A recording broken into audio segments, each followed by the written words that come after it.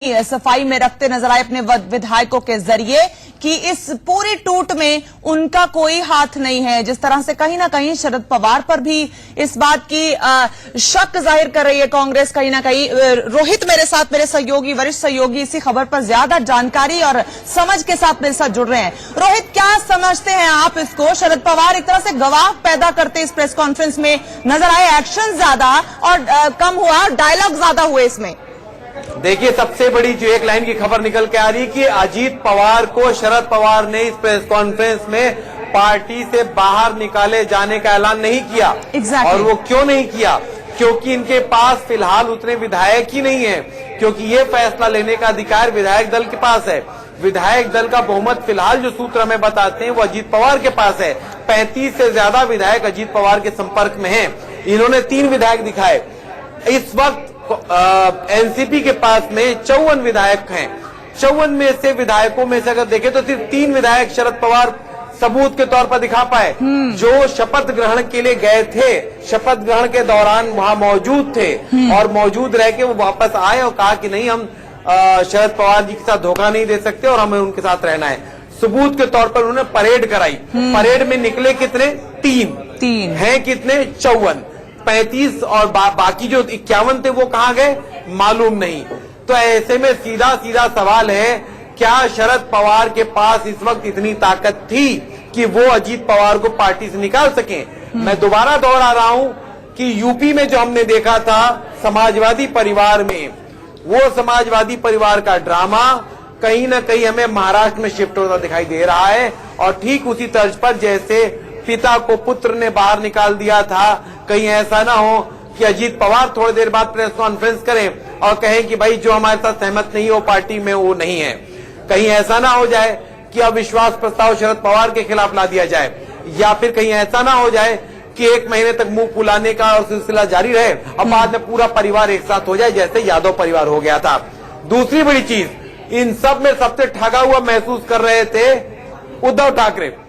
जब शरद पवार ने उद्धव ठाकरे को कहा कि तुम भी कुछ कहो, तो उद्धव ठाकरे ने बोला कि नहीं, मैं क्या कहूंगा। फिर उद्धव ठाकरे को बोला नहीं बोलो बोलो। तो उद्धव ठाकरे ने बोलने के लिए माइक पकड़ा और कहा कि भाई महाराष्ट्र में एक बहुत मशहूर सीरियल है, उसका नाम है रात्रि खेल चाले। इसका इन्हें होता है, रात में खेल चलता है और ये सीरियल मराठी में है। ये भूतहा सीरियल है, हॉरर सीरियल है और बहुत मशहूर सीरियल है। तो उसका उदाहरण उद्धव ठाकरे ने दिया कि ये टीवी सीरियल नहीं है, मैंने सीरियल में देखा था रात्रि खेल चाले। तो कहीं ऐसा यही यहाँ भी हुआ, रात में खेल हो गया है, लेकिन ये खेल ज्यादा चलेगा नहीं। लेकिन जब ये सब वो बोल रहे थे उस दौरान आपने देखा होगा उनके बगल में आदित्य ठाकरे भी बैठे हुए थे और पीछे 2-4 शिवसेना के कार्यकर्ता भी बैठे हुए थे। कहीं से भी ये नहीं लग रहा था कि इनके पास कोई आधार है। ये जमीन कहाँ है? जिस जमीन पर खड़े होकर उद्धव ठाकरे दावा कर रहे थे वो जमीन बगल में उनके पास पवार जी के पास भी नहीं है और जमीन पवार जी ने दी थी इनको उधार में, वो जमीन ही नहीं है, तो आखिर बोल कहां से रहे हैं? तो ये सबसे बड़ा घटनाक्रम जो हुआ है इस वक्त क्लियर है। कांग्रेस पार्टी अलग बयान जारी करेगी, वो इन दोनों के साथ नहीं जुड़ना चाहती, क्योंकि उनका अब ये मानना है कि हींग लगे ना फिटकरी रंग भी चोखाए वाला जो हिसाब किताब हो रहा था वो हुआ नहीं, बल्कि ये हुआ कि न 9 मन घी हुआ न राधा नाची, जो कहावत था।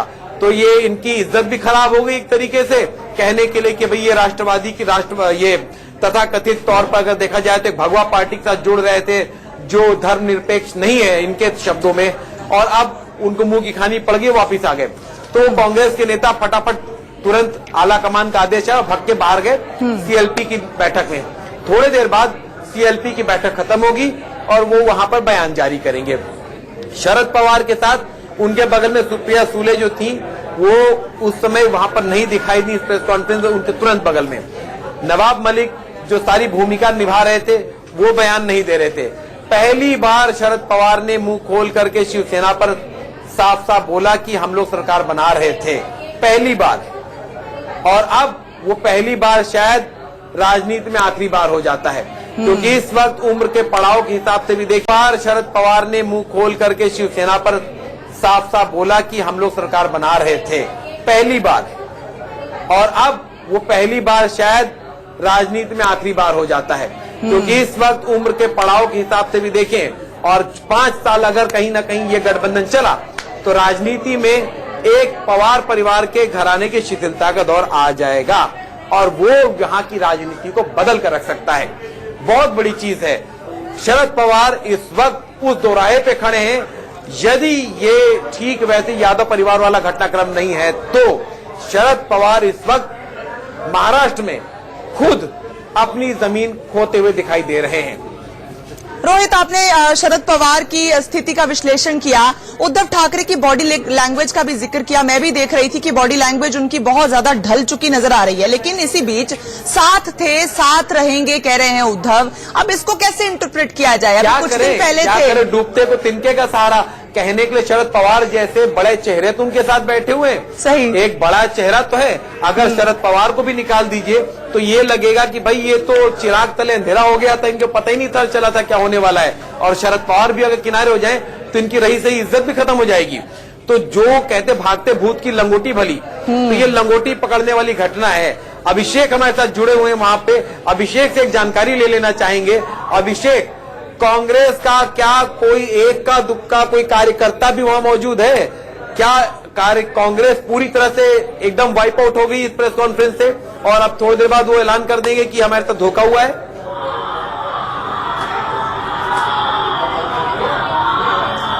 बिल्कुल, देखिए कांग्रेस का कोई भी कार्यकर्ता, कोई भी नेता इस वक्त यहाँ मौजूद नहीं। सभी के सभी लोग जा चुके हैं। जैसा कि हमने लाइव तस्वीर दिखाई थी, किस तरीके से सभी के सभी एक एक करके बाहर निकले और वह सेल्फी का मीटिंग का बहाना बनाकर निकल चुके हैं। और यही वजह है कि देखिए ये बात सच है कि कांग्रेस इस पूरे मामले को लेकर नाराज है और वह साफ तौर पर मांग रही शरद पवार ने कहीं धोखा किया है।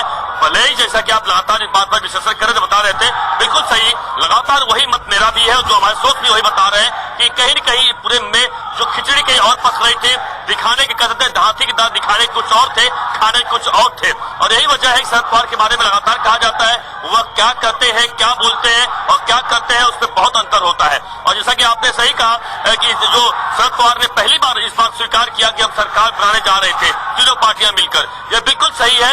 शरद पवार ने अगर ये बात कही है, इसका सीधा संदेश जाता है कि उल्टा मतलब सीधा निकालिए आप कि बिल्कुल सरकार बनाने नहीं जा रहे थे। शरद पवार ने अगर ये कह दिया सरकार बनाने थे, अगर वह साथ नहीं कहते हम सरकार बनाने वाले नहीं थे तो कहीं न कहीं सीरियस थे, गंभीर थे। लेकिन अगर वह कह दिए सरकार बनाना था, इसका मतलब साफ जाता है, जो राजनीतिक पंडित बताते हैं, जो विश्लेषक बताते हैं, इसका मतलब साफ जाता है कि जो बोलते हैं उसका सीधा उल्टा होता है। और वही अभिषेक एक जरा आप अपनी पीछे तस्वीरें दिखाएं। हम देख रहे हैं कि उद्धव ठाकरे और शरद पवार अब भवन से बाहर निकल रहे हैं। वहां क्या हो रहा है इस वक्त का घटनाक्रम दिखाएं। वहां हलचल क्या, कार्यकर्ताओं की बॉडी लैंग्वेज क्या है, बताएं जरा।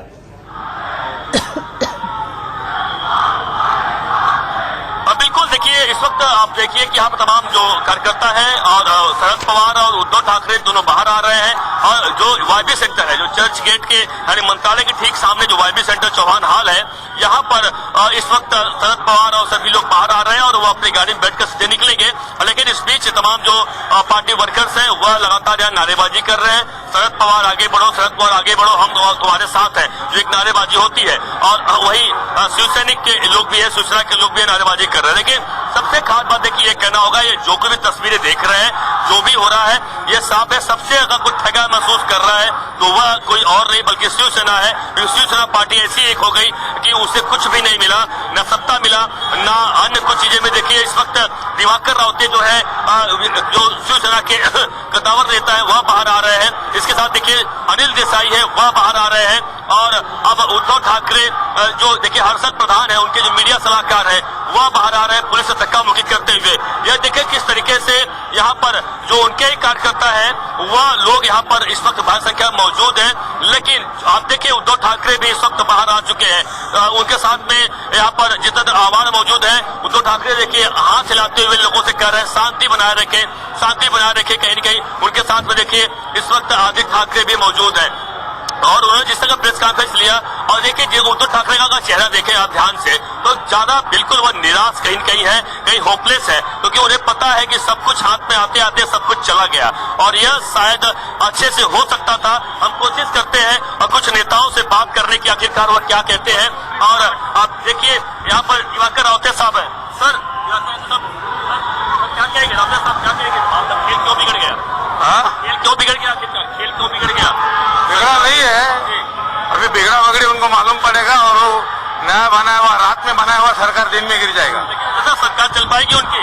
उन्होंने क्या धोखा दिया, लग रहा है क्या आपको? धोखा दिया है, धोखा दिया है, सरकार बनेगी, शिवसेना की सरकार 100% बनेगी। ये देखिए, बड़ा विश्वास जता रहे हैं दिवाकर रावते साहब, जो कि बड़े नेता है यहाँ पर शिवसेना के। सरकार बनेगी, रात में जो सरकार बनी और धराशायी हो जाएगी, गिर जाएगी। ये देखिए, परिवहन निगम के पास है, और परिवहन निगम का जो हाल है, राज्य परिवहन निगम इनके पास था, रावते जी के पास, और उसका जो हाल है लाल डब्बे का, लाल परी का, वही हाल फिलहाल शिवसेना का दिखाई दे रहा है। ये कह रहे सरकार बनेगी बनेगी, 3 विधायक लेकर आकर के सरकार ये कैसे बनाएंगे? शरद पवार दावा कर रहे हैं। अभी देखिए तस्वीरें आ रही हैं, उद्धव ठाकरे ठीक बाल साहब ठाकरे की तरह हाथ हिटाते हुए बाहर अंदर बैठे हैं गाड़ी में, और वो सीन सरकार राज फिल्म की तरह याद आने लगता है। लेकिन अब लगता है कि सरकार कहां और राज कहां, न सरकार बचा न राज बचा। अब इस वक्त जो वहां के घटनाक्रम है उसमें साफ साफ दिखाई दे रहा है कि ये जो दावा है कि सरकार हमारी बनेगी, वो लगता नहीं।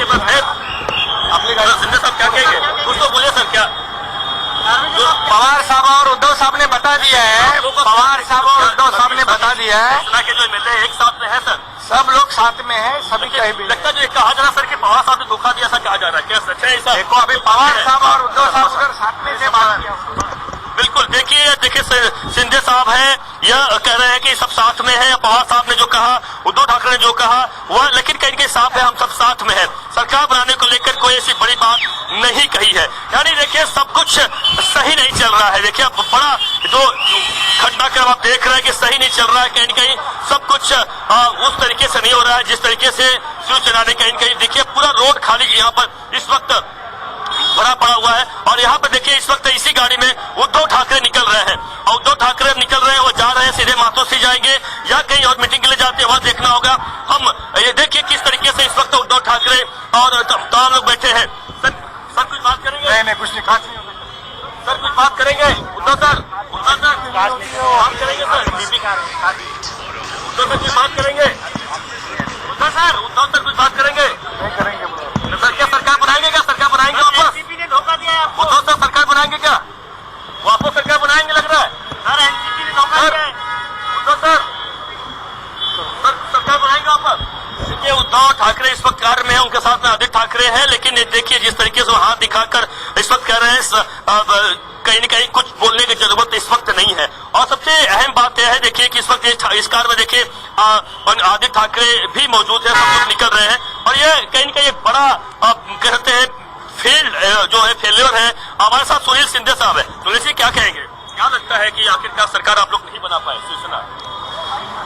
अभी तो शुरुआत है, आप देखते रहिए। हमारे नेतागण बहुत ताकतवान है। हाँ, यहाँ जो कुटिल राजनीति चली है उसके खिलाफ जो भी करना है हमारे नेतागण करेंगे, उसके ऊपर शिवसैनिक करके हमारा पूरा भरोसा है। सुनील जी, आप वही शख्स है जिसके लिए वो आदित्य ठाकरे के लिए अपनी सीट अपनी छोड़ी, आदित्य ठाकरे चुन कर आए, आदित्य ठाकरे सीएम बनेंगे, लेकिन वो भी सीएम नहीं बन पाए, शिवसेना को भी सीएम नहीं बन पाया। अभी टाइम नहीं निकला, अभी बहुत टाइम बाकी है।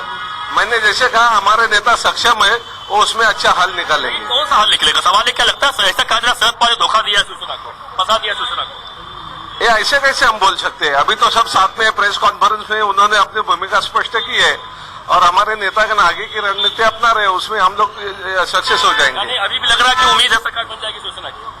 अभी हुआ ही कुछ है, वो बताइए ना। जो भी गए थे एनसीपी के तो वापस आ गए, उन्होंने अभी खुद को प्रेजेंट। 3 लोग थे, सबसे 3 लोग थे, 5 लोग थे, उन्होंने अभी प्रेजेंट किया है खुद को। बिल्कुल, यानी अभी भी विश्वास है आपको सरकार बन जाएगी? 100%। देखिए, सुनील सिंधे वह शख्स है जिन्होंने आदित्य ठाकरे के लिए अपनी सीट छोड़ दी थी। आदित्य ठाकरे इसी वर्ली विधानसभा से यहाँ पे विधायक चुनकर आए हैं, और ये देखिए कि इस वक्त पूरा रोड ब्लॉक कर दिया गया। तमाम जो शिवसेना के और नेता हैं वह निकल रहे हैं एक एक करके। यानी साफ है कि किस तरीके से देखिए घटनाक्रम बड़े तेजी से लगातार बदला है, और यह साफ देख सकते हैं कि आप। ठीक है अभिषेक, आप मेरे साथ बने रहिएगा, ताजा हालात के लिए आपके पास आते रहेंगे। शिवसेना के तमाम नेता प्रेस कॉन्फ्रेंस के बाद निकलते हुए तस्वीरों में आपको नजर आ रहे हैं। इसी बीच आपको वो जरूर सुनवाना अहम हो जाता है, प्रधानमंत्री नरेंद्र मोदी ने चुनाव से पहले क्या कहा था और उसके बाद उन्होंने क्या बात रखी थी। और भाइयों, ये एनसीपी के नेता बड़े बड़े खैर खां, जरा उनको ये भी कभी पूछ लेना, मैं आज बड़ी सारी चीजें बताना नहीं चाहता हूं, लेकिन उनको पूछ लीजिए कि आजकल उनको नींद क्यों नहीं आती। पूछोगे कि आपको नींद क्यों नहीं आती है? नींद का कारण है उनकी नींद आजकल दिल्ली की तिहाड़ जेल में जमा पड़ी है। उनको डर सता रहा है, जो अंदर गया है वो कुछ बोल देगा तो होगा क्या। बड़े परेशान है और वो दिन दूर नहीं है जब सारी चीजें खुल करके बाहर आएगी। भाई, दो दलों का आज मैं उल्लेख करना चाहूंगा, एक एनसीपी और दूसरा बीजेडी। और किसी का नाम छूट जाए तो मुझे क्षमा करना, लेकिन मैं दो का उल्लेख कर रहा हूं। इन दोनों दलों की विशेषता देखिए, उन्होंने खुद ने डिसिप्लिन तय किया है कि हम वेल में नहीं जाएंगे। और मैं देख रहा हूं एक बार भी उन्होंने एक भी सदस्य ने नियम को तोड़ा नहीं है। हम सभी राजनीतिक दलों को सीखना होगा, इंक्लूडिंग माय पार्टी, हम सबको सीखना होगा कि ये नियम का पालन करने के बावजूद भी न एनसीपी की राजनीतिक विकास यात्रा को कोई रुकावट आई है, न बीजेडी की राजनीतिक विकास यात्रा को रुकावट आई है। मतलब वेल में न जाकर के भी लोगों के दिल जीत सकते हैं। और अब से कुछ ही देर पहले प्रेस कॉन्फ्रेंस में शरद पवार ने बहुमत को लेकर क्या कुछ कहा था, अपनी स्थिति को साबित करते हुए, वो सुनिए। सीधी बात है, एक बार ये मेजोरिटी एस्टेब्लिश करने का जो मौका दिया है वो पूरा होने के बाद ऐसे उसी की सरकार बनाएंगे। सरकार बनाने में कोई दो राय नहीं, सरकार हम बनाएंगे, बना सकते हैं और नंबर हमारे पास है। और महाराष्ट्र के इस पल पल बदल